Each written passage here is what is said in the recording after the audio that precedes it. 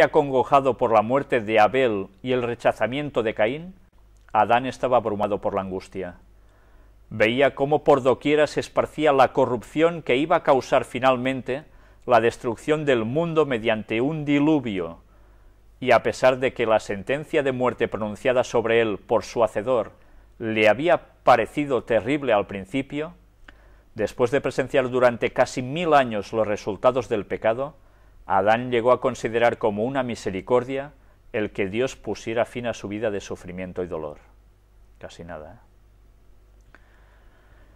No obstante, la iniquidad del mundo antediluviano, esa época no fue, como a menudo se ha supuesto, una era de ignorancia y barbarie.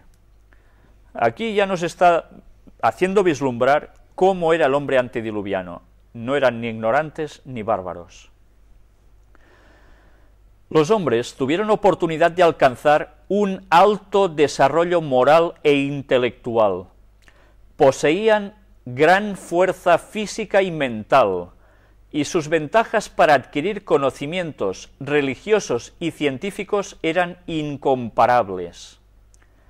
Es un error suponer que porque vivían muchos años, sus mentes alcanzaban tarde su madurez. Sus facultades mentales se desarrollaban temprano, y los que abrigaban el temor de Dios y vivían en armonía con su voluntad, continuaban aumentando en conocimiento y en sabiduría durante toda su vida. Si pudieran compararse con los antediluvianos de la misma edad, los más ilustres eruditos de nuestros tiempos parecerían muy inferiores en vigor mental y físico. A medida que se acortó la vida del hombre y disminuyó su vigor físico, también se aminoró su capacidad mental. Hoy día hay hombres que dedican al estudio un periodo de 20 a 50 años y el mundo se llena de admiración por sus éxitos. Pero qué limitados son estos triunfos cuando se los compara con los de aquellos hombres cuyo vigor físico y mental se desarrollaba durante siglos. Es verdad que los hombres de los tiempos modernos tienen el beneficio del conocimiento alcanzado por sus predecesores. Los genios que proyectaron, estudiaron y escribieron han legado sus trabajos a quienes les han seguido.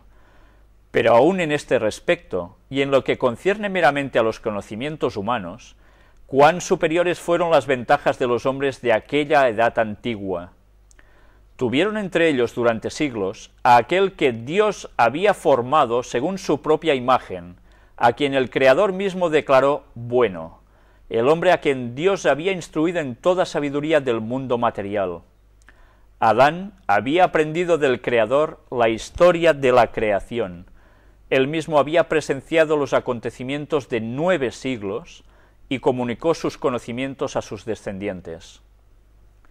Los antediluvianos no tenían libros ni anales escritos, pero con su gran vigor mental y físico disponían de una memoria poderosa que les permitía comprender y retener lo que se les comunicaba, para transmitirlo después con toda precisión a sus descendientes.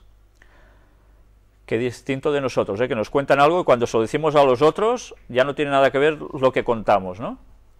Hacer la prueba, eso que llaman el teléfono, ¿no? Que uno se corre la voz al otro y cuando da toda la vuelta al círculo de personas, el final no tiene nada que ver con lo que era. Durante varios siglos hubo 7 generaciones que vivieron contemporáneamente y tuvieron la oportunidad de consultarse para aprovechar cada uno los conocimientos y la experiencia de las demás.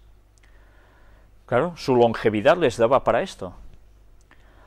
Las ventajas que gozaron los hombres de aquellos tiempos para obtener un conocimiento de Dios por el estudio de su obra no han sido igualadas desde entonces. Lejos de ser una era de tinieblas religiosas, fue una edad de grandes luces. Todo el mundo tuvo la oportunidad de recibir instrucción de Adán, y los que temían al Señor tuvieron también a Cristo y a los ángeles por maestros. Casi nada, ¿eh? Y tuvieron un silencioso testimonio de la verdad en el huerto de Dios, que durante siglos permaneció entre los hombres. Está hablando del huerto del Edén. Adán y Eva habían sido expulsados de allí, pero el huerto aún estaba allí en tiempos antediluvianos. A la puerta del paraíso, guardada por querubines, se manifestaba la gloria de Dios, y allí iban los primeros adoradores a levantar sus altares y a presentar sus ofrendas. Allí era donde Caín y Abel habían llevado sus sacrificios y Dios había condescendido a comunicarse con ellos. Interesante, ¿eh? En la puerta del paraíso, donde los querubines estaban y con esa espada encendida que revoloteaba, no permitían el acceso al árbol de la vida para que el pecador siguiese viviendo eternamente, allí es donde se manifestaba la gloria de Dios. Y esto los antediluvianos lo veían durante años y años. Y los que seguían a Dios allí se concentraban. El escepticismo no podía negar la existencia del Edén mientras estaba a la vista, con su entrada vedada por los ángeles custodios. El orden de la creación, el objeto del huerto, la historia de sus dos árboles tan estrechamente ligados al destino del hombre, se refiere también al del conocimiento del bien y del mal, el que fue la transgresión de ellos, eran hechos indiscutibles, y la existencia y suprema autoridad de Dios, la vigencia de su ley, eran verdades que nadie pudo poner en tela de juicio mientras Adán vivía. A pesar de la iniquidad que prevalecía, había un número de hombres santos, ennoblecidos y elevados por la comunión con Dios, que vivían en compañerismo con el cielo. Eran hombres de poderoso intelecto, que habían realizado obras admirables. Tenían una santa y gran misión, a saber, desarrollar un carácter justo y enseñar una lección de piedad, no sólo a los hombres de su tiempo, sino también a las generaciones futuras. Solo algunos de los más destacados se mencionan en las Escrituras, pero a través de todos los tiempos Dios tuvo testigos fieles y adoradores sinceros. Y bien, vamos a dejarlo aquí, porque ahora vamos a hablar de Enoc. Pero esto tendrá que ser en la próxima conferencia. Creo que con lo que hoy hemos visto hemos tenido ya una buena introducción, y con lo que Ellen White nos ha ido desvelando, hemos ido comprobando en sus palabras cómo era el hombre antediluviano. Nada que ver con la evolución que nos explican siempre. Vais a quedar maravillados con todo el resto de cosas que ella cuenta y que, curiosamente, la verdadera ciencia está descubriendo que no son bobadas. Hay pruebas de ello. Esto lo deberemos mostrar en la siguiente conferencia, si Dios quiere. No sé si dará para 2 o 3 conferencias, no lo sé, hay bastante lectura, pero creo que es indispensable que no nos perdamos nada de lo que dice, porque nos va a ayudar a saber por dónde pisamos y cómo Satanás está preparando al mundo para el gran engaño final. Toda la historia se va a repetir. El mundo no va a volver a ser destruido por un diluvio. Esta es la promesa que se le da a Noé. Pero en cambio va a pasar algo sumamente grave. Debemos prepararnos como esta gente noble de la que al final hemos leído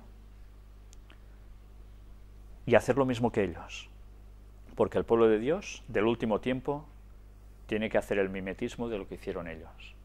Si no, no vamos a escapar de la cuestión. Bien, no quiero haceros perder más tiempo, ya es tarde. Os agradezco todo lo que habéis estado atendiendo en el día de hoy. Y bien, ya os remito, si Dios quiere, a la próxima semana para seguir con no el desenlace, porque aún va a tardar un poco, pero sí con la continuación de este tema que realmente cambia el paradigma mental que nos han impuesto durante años desde pequeños, que tanto se ha trabajado en las escuelas y con un propósito, apartarnos de Dios. Pues nada más, muchas gracias por vuestra atención y que Dios os bendiga.